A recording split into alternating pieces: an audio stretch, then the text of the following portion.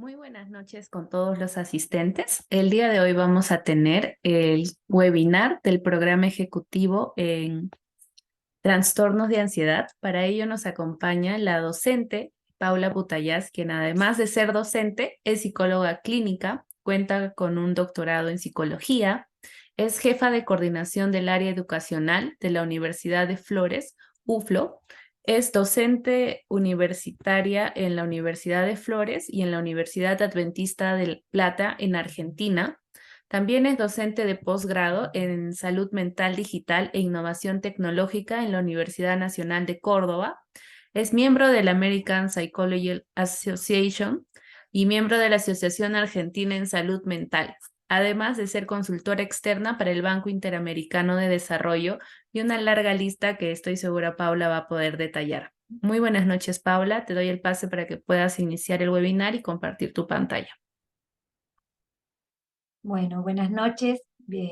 Para mí es un gusto, como siempre, sumarme a este espacio de formación continua que nos ofrece la universidad, tratando siempre de aprovechar la oportunidad de compartir con colegas, con futuros colegas, bueno, parte del recorrido que vengo haciendo hace más de 25 años y además de esto también sumando experiencias, compartiendo los espacios que la universidad nos ofrece. Así que para mí es un gusto enorme estar esta noche aquí. En Argentina ya es de noche. Soy de Buenos Aires, Argentina. Y bueno, gracias por eh, la reseña que compartió Luciana. Les doy la bienvenida a todos y a todas quienes estén presentes. La idea para esta noche es compartir una reseña de algunos aspectos que hacen a esto de la importancia que tiene, ¿sí?, abordar y pensar los diferentes trastornos de la ansiedad, más que nada en tiempos actuales, en tiempos donde las estadísticas nos muestran que están dentro de las primeras eh, patologías, trastornos que nos afectan a nivel mundial, a nivel global y específicamente en Latinoamérica, donde, bueno, además de ser cifras que nos alarman, que les voy a compartir ahora en unos minutitos, también es pensar todo lo que se ha avanzado y lo que se ha estudiado y lo que se sigue estudiando en todo lo que tiene que ver con las líneas centradas en la evidencia, en las nuevas formas de abordarlo y de tratarlos, no solamente desde los abordajes clínicos específicos, sino también desde la investigación, desde los modelos de promoción y prevención de la salud, ¿sí? Y todo esto alineado a lo que los organismos tanto nacionales como internacionales en los diferentes países eh, hacen hincapié, dan referencia y por otro lado nos invitan y nos impulsan a seguir formándonos como profesionales en un ámbito que sabemos hoy tiene mucha importancia, que es el ámbito de la salud mental y de la interdisciplina, ¿sí? Que esto tiene que ver con maneras de trabajar. Así que voy a compartir una presentación que elaboré para hoy, para reseñar aspectos importantes, conceptuales, y quedo a la espera después si alguno quiere hacerme alguna consulta, alguna pregunta, quiere dar su opinión, bienvenido sea. Siempre es constructivo y suma para seguir aprendiendo. Espérenme unos minutos, que ya la voy a ver si...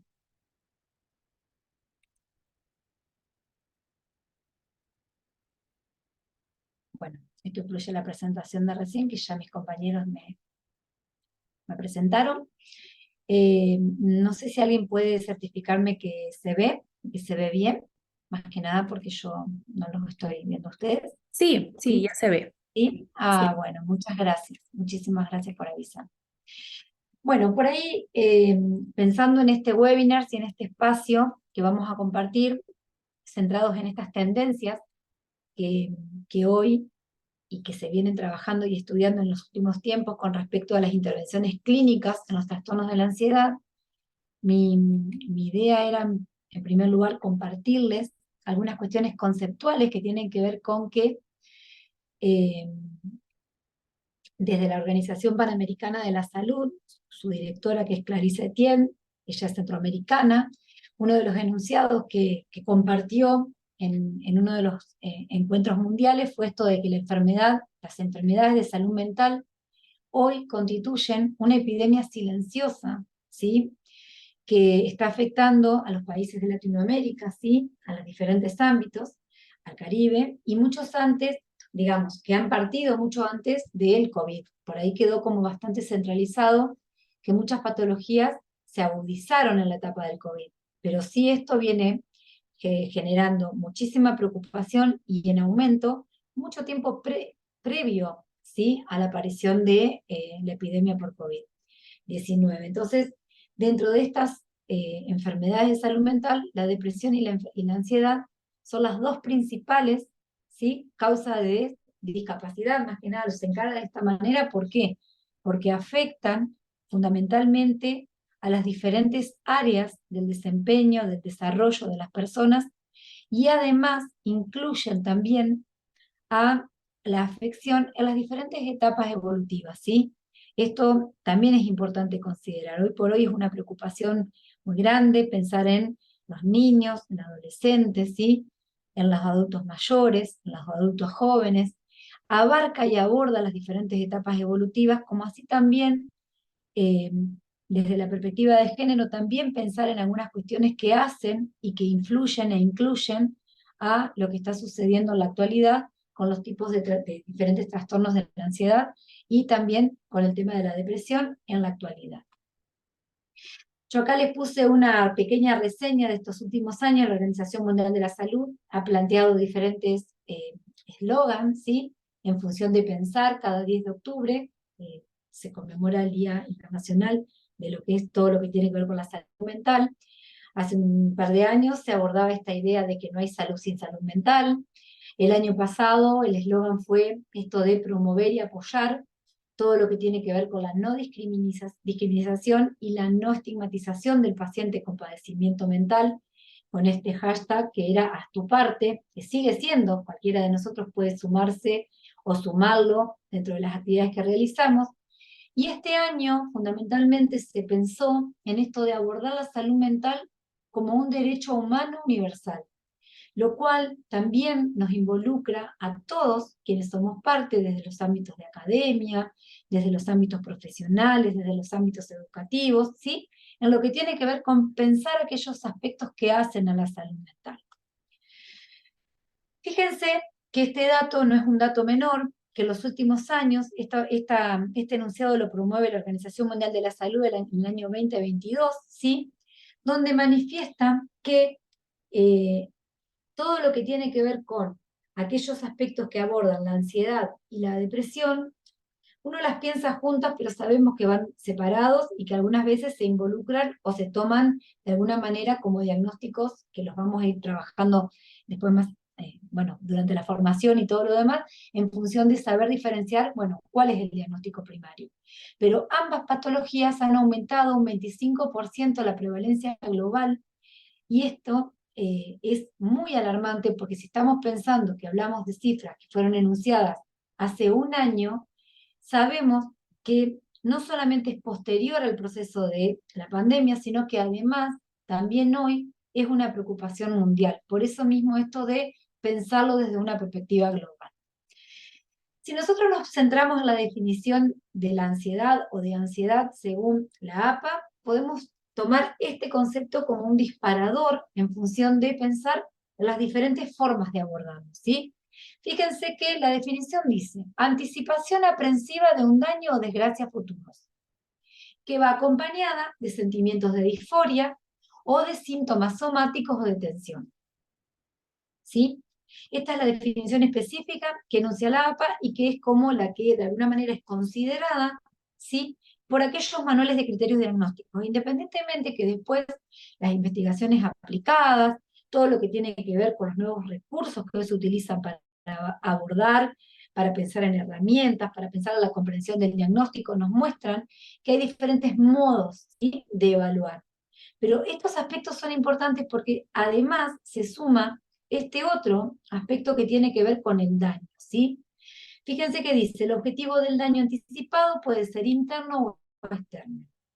¿Qué quiere decir esto? Fíjense que en ningún momento se hace referencia a que es específico de una etapa evolutiva o que es específico en alguna etapa puntual de algún episodio del ciclo vital, por ejemplo, sino más bien que tiene que ver con una eh, patología que puede ser vivenciada y de alguna forma también realizado, en el caso de que se realicen consultas clínicas, consultas psicológicas o muchas veces a la consulta al médico, que son las primeras consultas que se realizan en función de estos síntomas somáticos que se percibe, esta sensación de alerta, esta sensación de malestar, atraviesan a cualquier etapa del ciclo de la vida. Yo hago mucha referencia en esto porque la ansiedad de por sí, ahora vamos a ver, no es mala, la ansiedad es funcional. El problema es cuando la ansiedad se transforma en un trastorno, ¿sí? En algo disfuncional que genera malestar significativo que por otro lado nos inhibe y nos trae aparejado consecuencias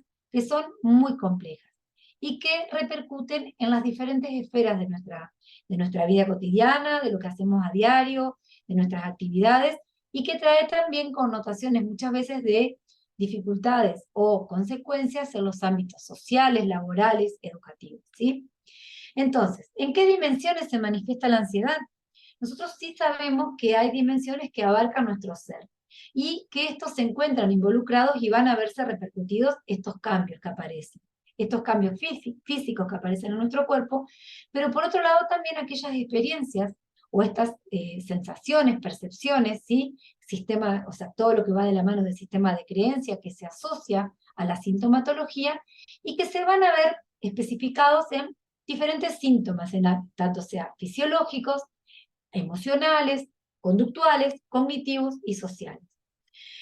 A veces parece redundante tener que explicarlo, ¿no? Pero también pensar que cuando nosotros hablamos de alguna persona que padece algún tipo de trastorno de la ansiedad, también sabemos que independientemente ya sea cuál su clasificación diagnóstica, también sabemos que el deterioro es un deterioro significativo, que es un deterioro global y que por otro lado en muchas ocasiones la vivencia de los síntomas no siempre o no siempre se consulta en una primera instancia por ciertos síntomas específicos. Muchas personas a veces durante muchísimo tiempo convive con síntomas que tienen que ver con algún tipo de trastorno de la ansiedad y no siempre recurren a la consulta. Por eso es tan importante que nosotros formándonos, estudiando, investigando, también seamos promotores de la prevención, la promoción y la difusión de todo lo que tiene que ver con aquello que forme parte de lo que nosotros consideramos lo que alivia, ¿sí? Y esto muchas veces sucede en la medida que muchas personas se informan, conocen, se interiorizan, empiezan a percibir y a darse cuenta que es momento de hacer algún tipo de consulta por estar pasando o atravesando, vivenciando consecuencias y sintomatología en alguno de estos ámbitos, ¿sí? Entonces, fíjense, por otro lado, esto es alguna de las estadísticas que me gusta siempre compartir como para dimensionar, tomando en cuenta que en el año 2021, que se hizo esta investigación por este área de recursos humanos que utilizó a nivel mundial, una investigación que hicieron en cuanto a casos de ansiedad y su distribución mundial, se puede decir que 264 millones de personas en diferentes momentos y en en este último periodo de tiempo padecen un trastorno de la ansiedad. Teniendo en cuenta esto también, debemos de pensar que la ansiedad, como yo les decía anteriormente, es una reacción emocional, normal y necesaria, ¿sí? Para la supervivencia de cualquiera de los individuos en las diferentes especies. Pero, no obstante, las reacciones de la ansiedad pueden muchas veces alcanzar niveles que son excesivamente altos y que muchas veces superan aquellos límites que tienen que ver con un afrontamiento saludable, ¿sí? Que pueden ser poco adaptativas o desadaptativas y que traen consecuencias en diferentes situaciones. Nosotros acá vemos, en función de las estadísticas, si pueden observar que el continente americano, dentro de esta cifra de 264 millones, ¿sí? El 21% de personas de las diferentes edades tiene o padece algún trastorno de la ansiedad, lo cual son cifras que llaman la atención, ¿sí? Por otro lado, de este número que yo recién les compartí, algunos datos como para centrarnos y por ahí diferenciar y tomar en cuenta, nos hacen revisar esta idea de que los trastornos de la ansiedad afectan, como decíamos recién, a este número de personas, pero en función de algunas investigaciones específicas en cuanto al género, por ejemplo, en América, ¿sí? Son más las mujeres que los hombres quienes sufren ansiedad, ¿sí? O algún tipo de trastorno de la ansiedad. Ahí hay un dato que dice que el 7,7% de la población femenina versus un 3,6% de la población de género masculino se ve como una cierta comparación. Y por otro lado, este es un dato que tiene que ver con una cifra que fue realizada previo, ¿sí? Esta cifra fue realizada previa, y fíjense que el número se sostiene previo a la pandemia, ¿sí? Pero nos muestra que el 14,9% representa o es el aumento que ha habido tomando un parámetro de 10 años previos a la pandemia en cuanto a casos de ansiedad. Por otro lado, otro aspecto importante es que en América los trastornos de la ansiedad, o en las Américas, porque se toma Latinoamérica y el Caribe también, ¿sí? Son más comunes, ¿sí? La ansiedad es más común que la depresión en función de tomar en cuenta las consultas que se realizan, ¿sí? Entonces, en este sentido, muchas veces debemos de tener también criterios, y es tan importante adquirir de alguna manera este entrenamiento, destreza, que esto lo da la formación y el intercambio con colegas, y lo que tiene que ver con estudiar, ¿sí? En pensar, bueno, de qué manera realizar los diagnósticos también, ¿no? Porque esto es muy importante pensando en la manera de abordar o de pensar en diseños de tratamiento. Algo básico que tal vez nosotros, y ustedes también por ahí ya lo tienen bien identificado, pero sí me gusta compartirlo. De hecho, la presentación yo voy a adjunto un link para quien quiera interiorizarse un poco más sobre el tema. Tener en cuenta que la diferencia entre ansiedad y depresión, de alguna manera, si bien muchas veces se las aborda en conjunto, no significa que son lo mismo, ya lo sabemos, pero por otro lado, no siempre se dan de manera conjunta. La diferencia mayor o lo que se da más claramente identificado es que la ansiedad se caracteriza, ¿sí?, por la percepción de miedo, por la sensación de angustia continua, mientras que la depresión sabemos que tiene que ver con un trastorno del estado del ánimo, donde la persona se siente decaída, no tiene motivación, siente que no tiene interés para realizar actividades que antes sí generaban motivación, y que por otro lado siente esto de el malestar significativo generalizado en no encontrar gratas todas aquellas actividades o situaciones cotidianas que resultaban satisfactorias. Entonces, si pensamos en esto y viendo algunas de las diferencias, también es importante tener en claro cómo realizar un diagnóstico diferencial para que muchas veces un síntoma no enmascare algún otro síntoma y podamos llegar quizá a cometer, no por un error voluntario, por supuesto, sí, pero a confundir quizá alguna manifestación, alguna expresión que presente quien consulta y que podamos quizá no tener precisión en la realización del diagnóstico. La ansiedad, por otro lado, que estos son datos que digamos que siempre los comparto porque esto tiene que ver también con lo que cada uno de nosotros realiza o se encuentra quizá desempeñando en su ámbito laboral, es una de las principales causas de ausentismo en el ámbito laboral.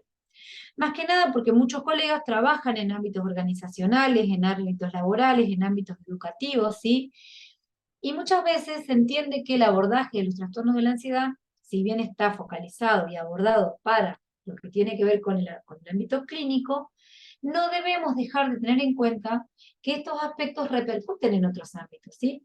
Si estamos hablando de que el ausentismo laboral tiene mucho que ver con los trastornos de la ansiedad, y por otro lado también, este otro dato, que al menos un tercio de la población mundial en algún momento se verá afectado a lo largo de su vida, incluyendo niños y adolescentes, por este tipo de trastornos, tenemos que tener en cuenta, sí, la importancia que remite el llegar y arribar a evaluaciones diagnósticas precisas, porque por otro lado también van a favorecer a encontrar vías de resolución o de afrontamiento saludable para estos pacientes en función de tratamientos que puedan realizar y que no traigan mayores consecuencias, por ejemplo, en ámbitos laborales, que sabemos que es algo complejo. Pero también tener en cuenta que esto, desde mi recorrido, bueno, la investigación aplicada, siempre nos sentamos a reflexionar con colegas que también comparten conmigo estos espacios, ¿sí? Que a pesar en la actualidad de la cantidad de personas que se ven afectadas y los diversos estudios e investigaciones realizadas, es importante también tener en claro que sigue siendo el abordaje de los trastornos de la ansiedad, ¿sí? Un gran desafío para los profesionales de la salud mental, ¿sí? Es un gran enigma. ¿Por qué? Porque muchas veces, sabiendo igualmente que tenemos clasificaciones diagnósticas, que contamos con manuales que nos orientan, con pruebas, con evaluaciones, con herramientas para utilizar, para favorecer, ¿sí?, a un afrontamiento saludable, no deja de ser muchas veces un enigma en función de que cada tratamiento requiere de un abordaje específico, personalizado, evaluado de tal manera que tengamos la seguridad o la mayor seguridad de realizar un diagnóstico presuntivo para centrarnos en aportar, ¿sí?, la mejor manera en los tratamientos clínicos y que sea adecuado al estilo de vida de esa persona que consulta. Entonces, si nosotros hacemos un recorrido, un simple recorrido, no debemos de dejar de tener en cuenta también la importancia que tiene el estrés en todo esto. En este gráfico ustedes pueden ver cómo se dan de una manera relacionada. Insisto que esto no tiene que ver con una lógica causal, sino más bien cómo se vinculan, ¿sí? Esto de pensar en la ansiedad como una reacción emocional que decíamos recién ante una situación de amenaza, o esto de percibir esta situación de amenaza en los diferentes niveles, ya sea fisiológico, cognitivo, motor, emocional, social. Y por otro lado, cómo la angustia pasa a ser una manifestación somática, ¿sí?, que aparece o que acompaña a esta, constituye, como dice ahí, esta amenaza en sí misma, que es la que la persona percibe, y que afecta, por otro lado, en función de este alto nivel de ansiedad, aquellos aspectos que hacen a su ser integral, ¿sí?, a sus valores morales, a su integridad, tanto física como psicológica. La angustia, de alguna manera, sabemos que se deposita o que se vivencia como una manifestación que aparece en el cuerpo, ¿sí? Y por otro lado, por eso digo que esto no remite a una lógica causal, sino pensándolo desde una dinámica circular, ¿sí?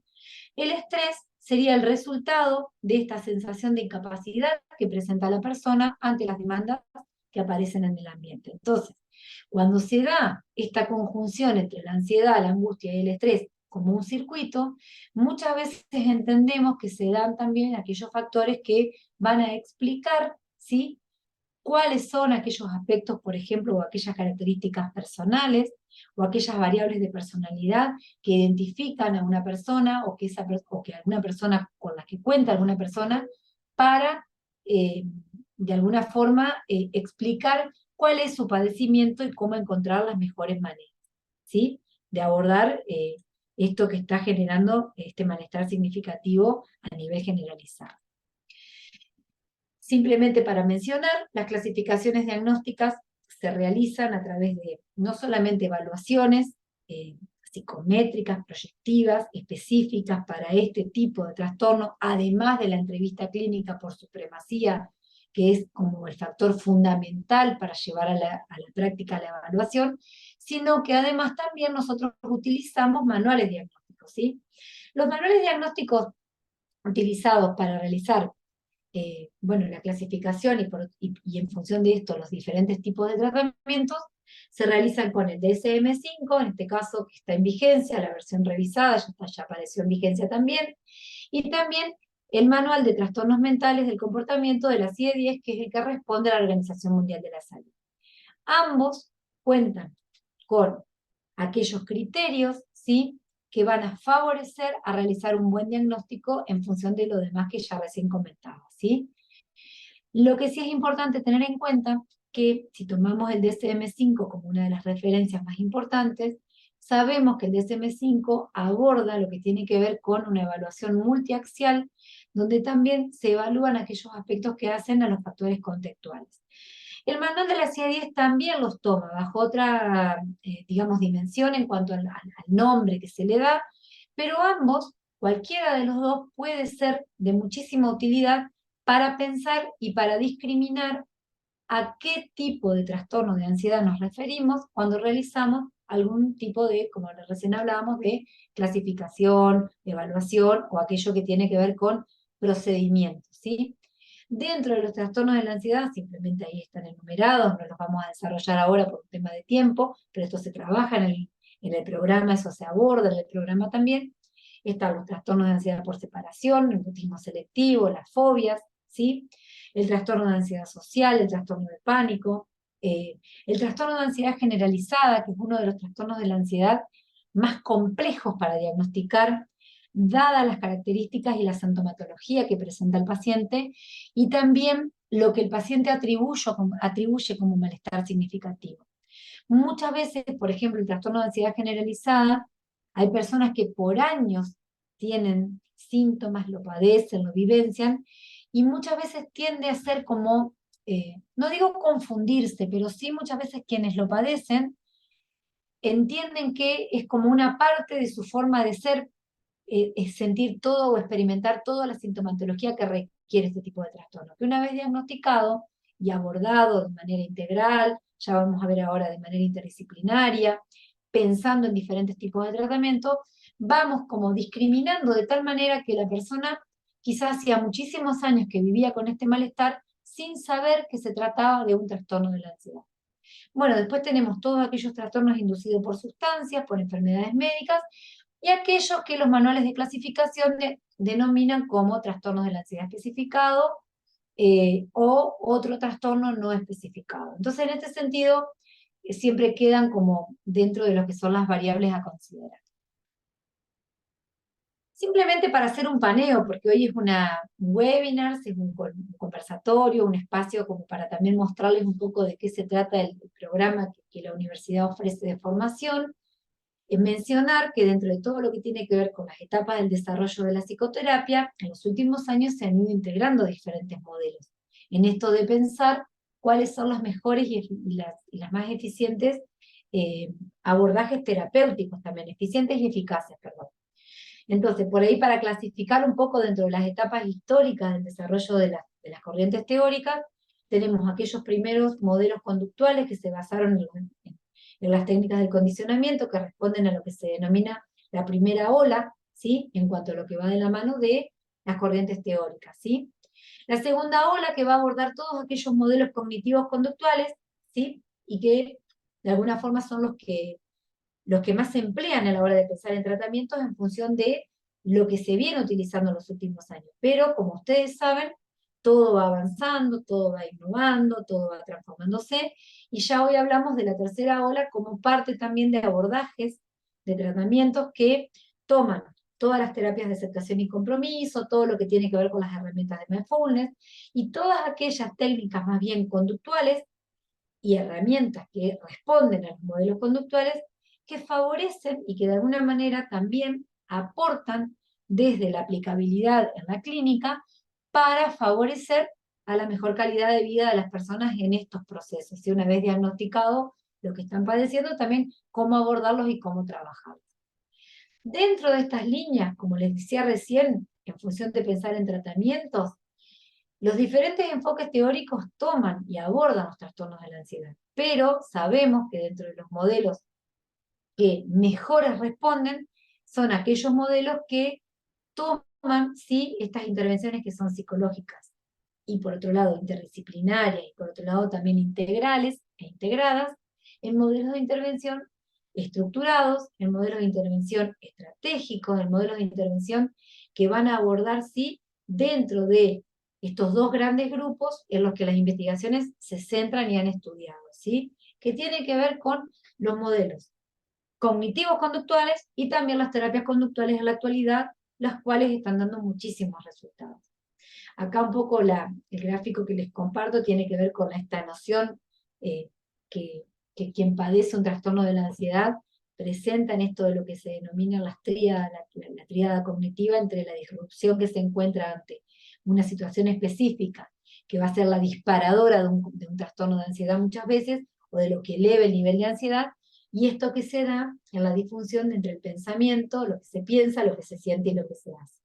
Entonces, en la medida que este circuito muchas veces disfunciona y el sistema de creencias contribuye también a esta percepción errónea, a los sesgos cognitivos, que por ahí son temas que desarrollamos cuando trabajamos este tipo de abordajes, vamos a entender también cuál es el padecimiento que esta persona o que este sujeto, quienes lo presentan, manifiesta y de qué manera también limita en en su vida cotidiana, las acciones de la vida cotidiana. Si pensamos en objetivos de la psicoterapia, a grandes rasgos, teniendo en cuenta también cómo abordar este tipo de trastornos, sabemos que, bueno, como cualquier perturbación psicológica, digamos, el nexo, el núcleo en común, tiene que ver con esta distorsión en el pensamiento, que además está decir también influye en el estado del ánimo y en la conducta. El objetivo, fundamentalmente, centrándonos en las terapias cognitivas, un poco tomando estas nociones de las terapias conductuales y pensando también en herramientas que se integren, es modificar o trabajar sobre la modificación de estos pensamientos y también de todo el sistema de creencias que se asocia a estos pensamientos, ¿sí?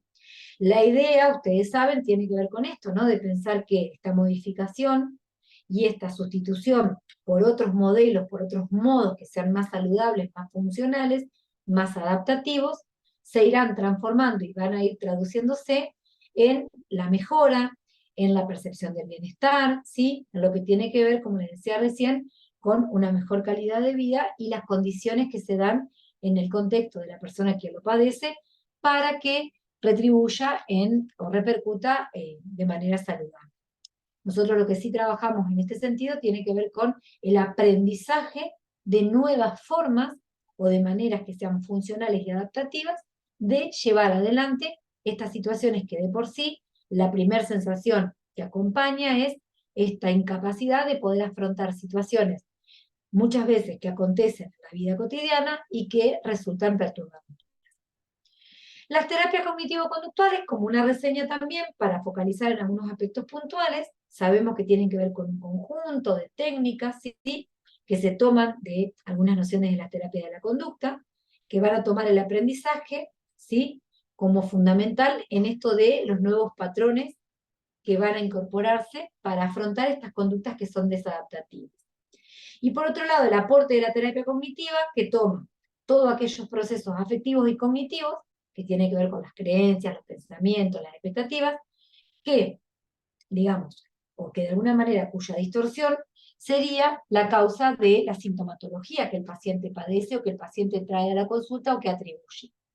¿Cuál es la finalidad en sí de este tipo de terapias? ¿Sí? Tiene que ver con identificar en primer lugar y analizar y trabajar sobre estos pensamientos y creencias disfuncionales, erróneos, desadaptativos, y por otro lado también conocer cómo se da la relación con estos síntomas que la persona manifiesta. ¿Para qué? Para trabajar en el abordaje y en la construcción de nuevas respuestas adaptativas funcionales que favorezcan a un afrontamiento saludable y que contribuyan, como yo les digo, quizá de manera por ahí un poco repetitiva, pero esto tiene que ver con aquellas cuestiones que hacen al bienestar y a la calidad de vida. Acá simplemente les muestro que dentro de las terapias cognitivas conductuales, bueno, cómo se caracterizan, son métodos activos, directivos, estratégicos, ¿sí? Donde el paciente, tanto como el terapeuta, son parte del proceso de manera conjunta y estructurada y de manera activa, y donde también se utilizan muchas técnicas, ¿sí? Estas técnicas, estas herramientas, van a favorecer de alguna manera a ir pensando en de qué manera ir combinándolas, ¿sí? En función de los síntomas que queremos abordar.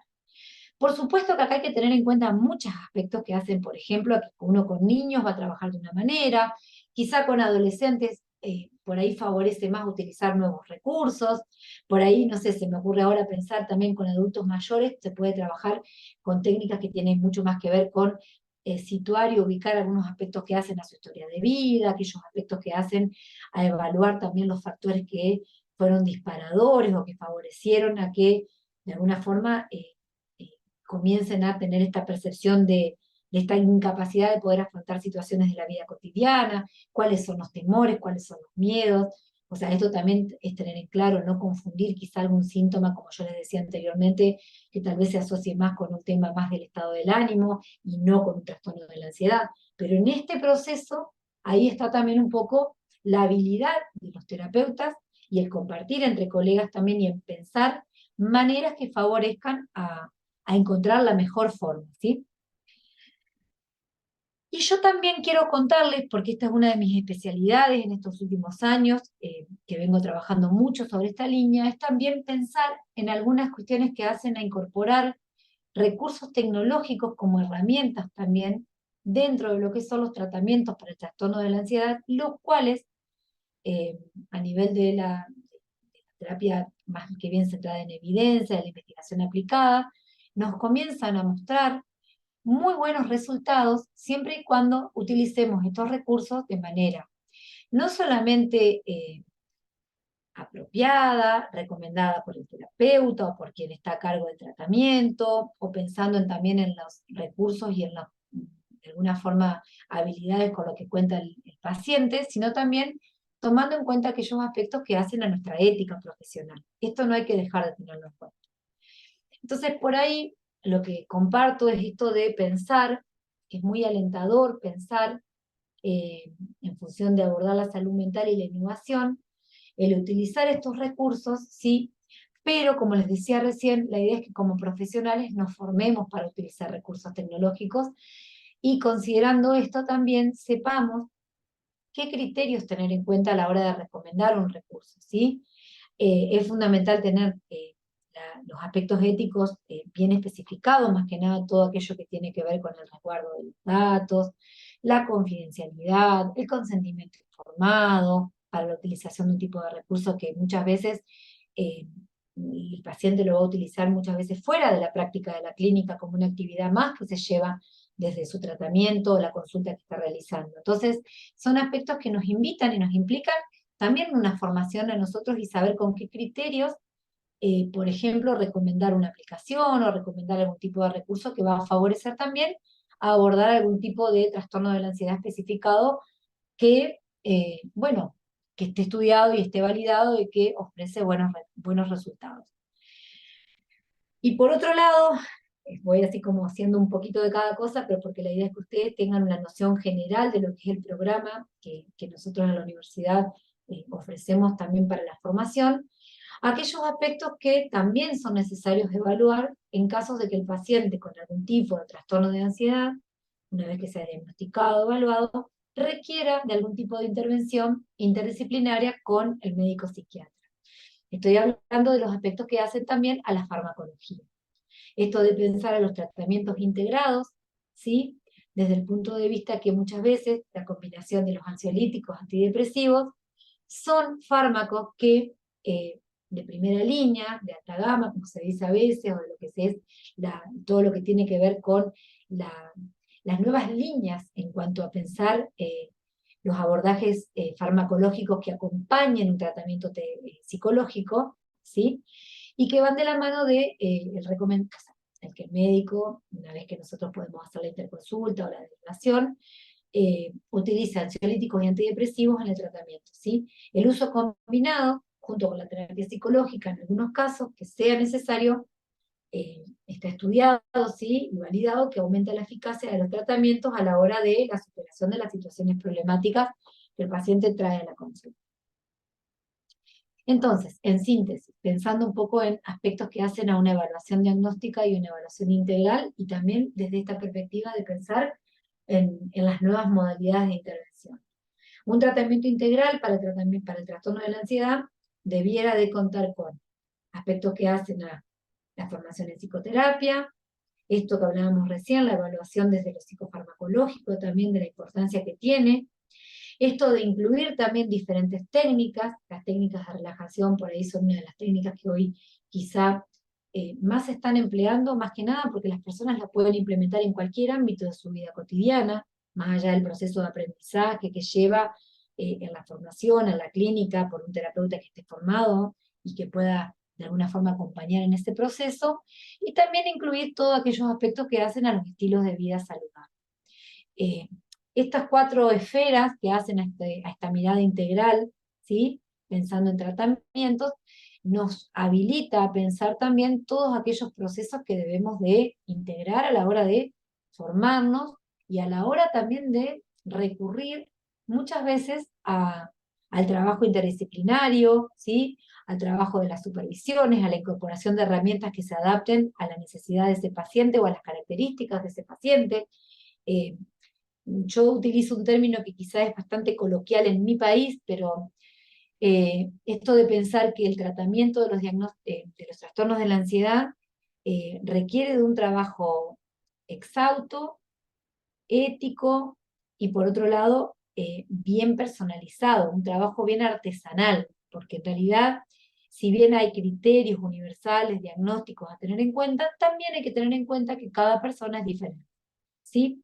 Y esto es un poquito lo que recién les decía. Tener en cuenta que todas las personas son únicas, que el tratamiento adecuado para la ansiedad puede variar, por eso es tan importante conocer, ¿sí?, la diversidad de abordajes, y también es importante buscar apoyo, porque esto también es importante, ¿sí?, para fomentar y recomendar a las demás personas, o los profesionales de la salud mental, que tengan o sea, un nivel de capacitación incluido también en esto de realizar una evaluación diagnóstica y diseñar planes de tratamiento.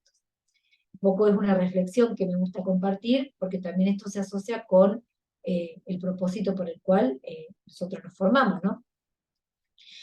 Bueno, espero que el tiempo me haya alcanzado bien, porque a veces por ahí me extiendo un poquito y creo que eh, esto también suma y, como les dije al comienzo, reporta en aprendizajes compartidos con todos ustedes. Por lo tanto, les agradezco muchísimo su atención, su participación. Voy a dejar de compartir pantalla, así podemos ver. Muchas gracias, Paula. Gracias. Mientras exponías, tuvimos un par de consultas en el chat. Bien. Las voy a leer para que quizá nos ayudes a resolverlas. Miguel Sánchez nos comenta si los pacientes con ansiedad son manipuladores, obsesivos, impulsivos, maniáticos. Tiene un paciente con esas características, aparte de mitómano y ludópata, y que lo evaluó y al parecer podría tener personalidad colérica. Bueno, Miguel, es re interesante la pregunta que haces, porque en realidad no podemos hablar de una lógica causal, no podemos quizá eh, aproximarnos a decir, bueno, un paciente que padece un trastorno de la ansiedad es manipulador, es maniático, tiene características obsesivas, pero sí es importante lo que hablábamos recién de evaluar aquellos aspectos que hacen a la personalidad de quien padece un trastorno de la ansiedad, porque tal vez puede ser una persona con estas características de personalidad o con algún tipo de trastorno de la ansiedad que esté padeciendo un trastorno de la ansiedad, ¿sí? Por eso hablábamos hoy también de la importancia que tiene realizar un diagnóstico que nos contribuya en el conocimiento a entender cuál es el diagnóstico primario, o sea, el que tiene supremacía, y cuál puede ser un diagnóstico quizá secundario que acompañe en función de las características de personalidad. Entiendo que es complejo esto del paciente con el cual estás trabajando, eh, porque también tiene que ver con, insisto, acá hay algunas variables de personalidad que debieran ser evaluadas. Esa es mi sugerencia, ¿sí? Eh, porque de por sí con estas características también son pacientes de alto nivel de riesgo, en el sentido de que a veces hasta pueden manipular, o sea, o intentan manipular hasta el mismo terapeuta o al sistema de salud en el ámbito que se estén atendiendo. Y por otro lado también, esta característica de manipulación hace que, que siempre se vean favorecidos. Voy a decirlo, esto es un aprendizaje argentino, esto entre comillas, ¿no? Pero se vean favorecidos por esto de que siempre son los que se victimizan, los que les pasan cosas y lo demás. Por eso digo, es importante la evaluación del criterio de diagnóstico primario y cuáles son los síntomas que acompañan que pueden ir de la mano de un diagnóstico concomitante. No sé si responde bien, pero bueno, si no, no hay problema, puedo aclararlo un poco mejor.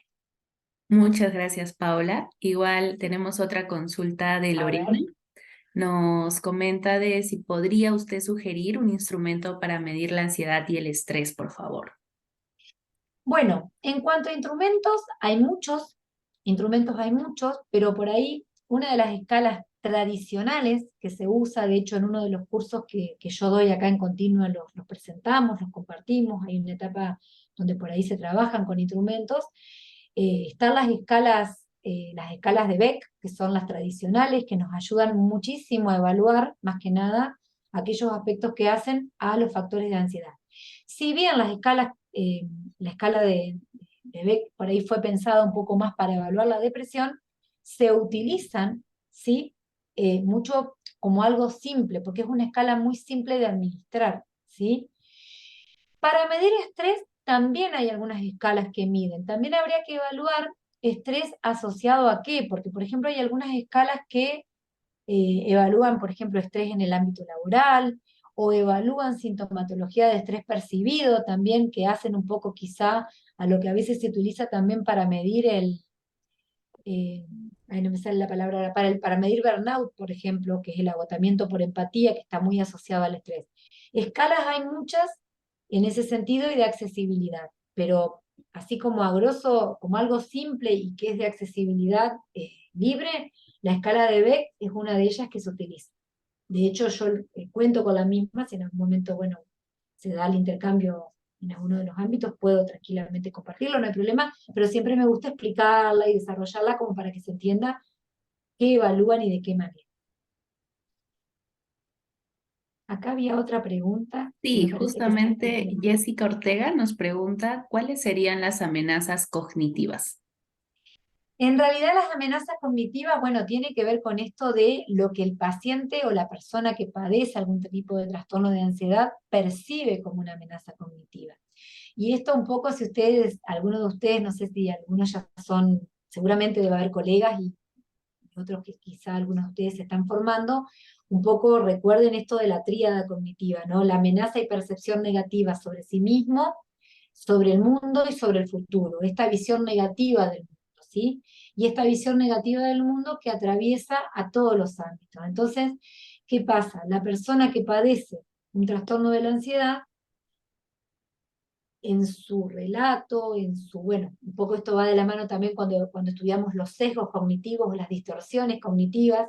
Un ejemplo, ¿no? La atribución, como dice Lorena ahí estoy leyendo, perfecto, exactamente, tiene que ver con esto. Siempre tengo mala suerte y nunca me va a ir bien, nadie me quiere, por eso no me invitan a tal lugar, cada vez que voy a una reunión social me siento mal porque ya sé que me voy a aburrir. Entonces digo, fíjense cómo esto se transforma en un sistema de creencia distorsionado, pero que la persona se apropia y eso hace a un alto nivel de padecimiento, porque en realidad así vive su vida cotidiana.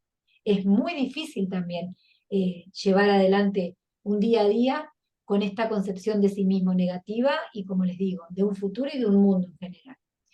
Acá preguntaban, perdón, Luciana, estoy viendo qué terapia sería la adecuada. Bueno, sabemos que las terapias cognitivo-conductuales en esto son las que mejores resultados traen, sí, sí. Y esto tiene que ver también con, como yo les decía recién, con una buena evaluación diagnóstica para también, en función del deterioro significativo que la persona atribuye, el deterioro subjetivo que la persona atribuye de malestar o la percepción de malestar que la persona trae, nos puede también llegar a hacer pensar si es necesario o no algún tipo de intervención, considerando, por ejemplo, un tratamiento farmacológico.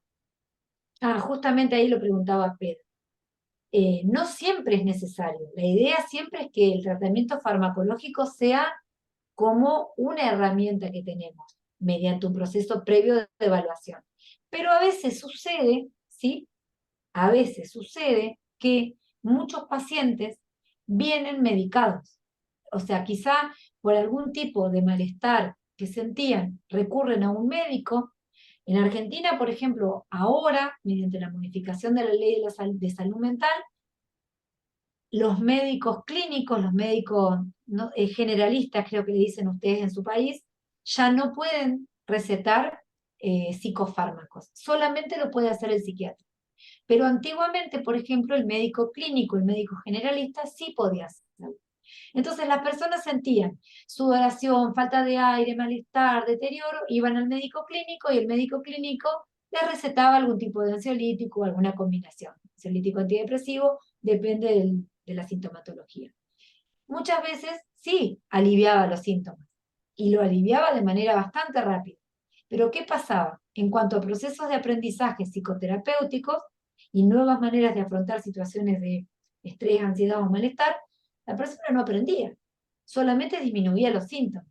Entonces, a veces también es importante que nosotros evaluemos qué tipo de tratamientos anteriores este paciente tuvo, si es que tuvo, qué creencias el paciente tiene con respecto a la farmacología, y también saber en qué casos sí recomendar y en qué casos no.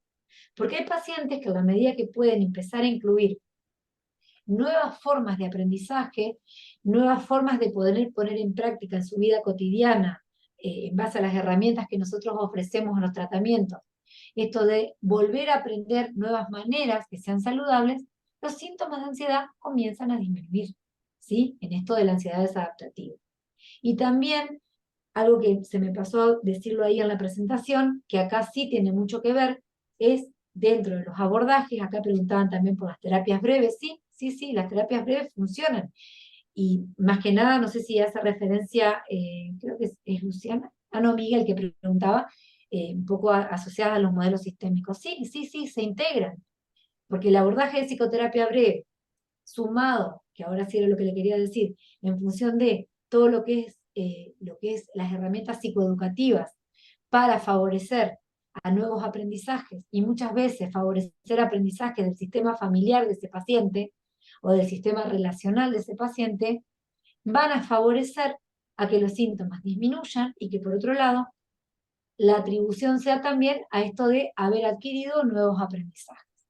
Que un poco ahí está la esencia, ¿no? Aprender nuevas maneras para afrontar situaciones que de por sí no nos estaban siendo beneficiosas y que por otro lado no contábamos con recursos para afrontar. Creo que respondí todo. Igualmente, si alguien me faltó, por favor me lo hace saber. Muchas gracias. Acá. Bueno, lo que pregunta Miguel, perdón, Luciana dice, se acuesta, se levanta. Claro, tiene que ver con un tema bastante obsesivo también esto, Miguel. Me parece bien que por ahí, en esto del registro, también quizás sea necesario, a la medida que evalúes algunos aspectos de personalidad, también en pensar en aquellas cuestiones que hacen de la mano de nuevos aprendizajes, más que nada por esta cuestión obsesiva que es bastante recurrente. Yo sugiero una evaluación también de las características de algunos patrones de personalidad. Esa es mi humilde sugerencia en esto, para evaluar también si no hay alguna otra cuestión psicopatológica.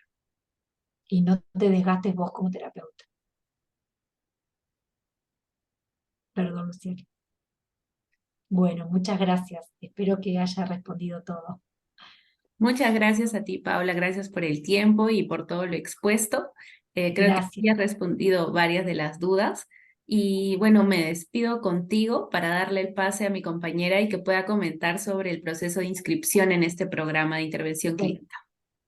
muchas gracias a ustedes y bueno, espero que nos podamos encontrar en la formación. ¿Sí? Me despido y que tengan una muy buena noche, un buen descanso.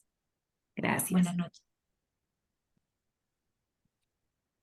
Listo, le voy a dar pase a mi compañera Andrea para que les pueda comentar sobre cómo pueden inscribirse al programa de ejecutivo en intervención clínica en trastornos de ansiedad, donde Paula va a ser una de nuestras docentes. Andrea, te doy el pase, por Sí, favor. buenas noches con todos, muy amable por su participación. De igual manera, en el programa de Ejecutivo de Intervención Clínica en Trastorno de Ansiedad, justamente como la profesora lo ha descatado, es una de las docentes la cual va a dictar este tipo de programa. Nuestro inicio de clases es el 13 de noviembre, la cual tiene como duración el programa de 96 horas lectivas. Son 12 semanas y la modalidad es a distancia. Es completamente virtual, son 75% síncronos y 25% asíncronos. La inversión total del programa es de 1.250, se puede financiar directamente con nosotros, no tenemos matrícula y los horarios, que son las clases en vivo, se dictan los días lunes y miércoles de 8 a 9 de la noche, ¿sí? Por favor, si me ayudas, Paula. Ay, perdón, Lu. Las asignaturas del programa, vamos a tener 4 dentro de este programa, que es comprensión y diagnóstico de la ansiedad, aproximación a un modelo integral de tratamiento de ansiedad, herramientas de intervención desde la perspectiva conductual y cognitivo-conductual, y herramientas de intervención desde las terapias contextuales o terapias en tercera generación.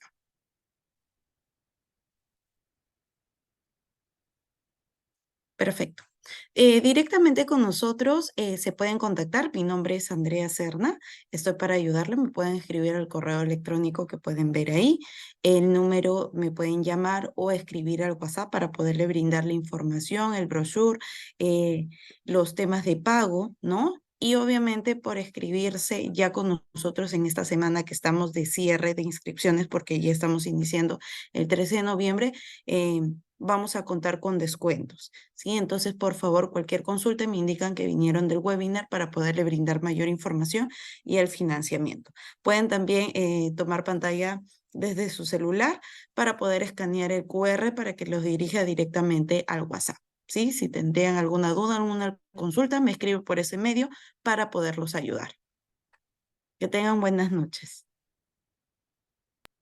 Muchas gracias, Andrea. Buenas noches y gracias por brindarnos ese alcance.